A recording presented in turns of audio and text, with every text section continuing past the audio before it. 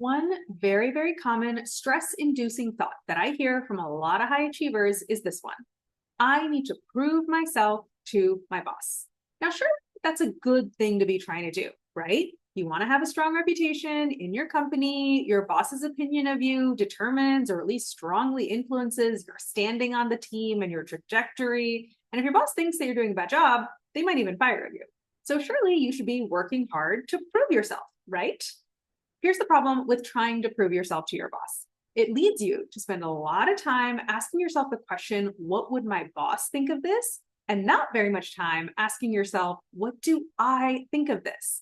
The more time that you spend imagining your boss's opinion of things, the less time you spend developing your own opinion of things.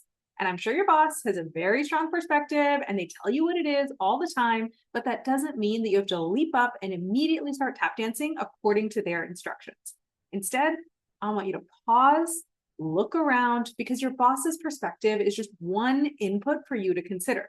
Look at all the other inputs too. Things like everything you're observing, the conversations you're having, the metrics you're seeing, the analysis you did, the customers you talked to, even what your previous experience and your gut and your spidey sense are telling you about the situation.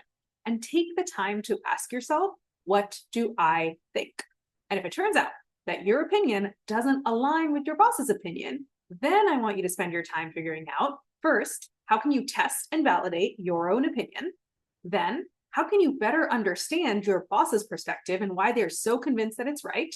And finally, what is your communication strategy to try to bridge the gap? And all of those are way more useful questions to spend your time working on than how can I prove myself to my boss?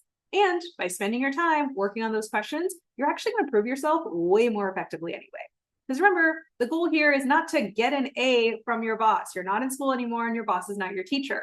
The goal here is to move the team and the business forward. And if you're not even sure what your opinion really is, or how to articulate it effectively, or what your communication strategy should be, I want you to come talk to me and let me help. You can drop by anytime for a no strings attached coffee chat. You just come and tell me what's on your mind and all about the situation you're facing. I'll give you my coaching perspective on it, and you will walk away with an actionable game plan for what to do next. The link to book a coffee chat is above. Or you can also book a consult call and we can map out what a full coaching engagement might look like. Developing your own opinion in the middle of everything else you're trying to get done, and then learning how to articulate it effectively to a boss that might not be the friendliest or the most receptive to you, and learning how to push forward your agenda and your perspective in a sea of competing voices in your team and at your company. All this stuff is not a one and done process.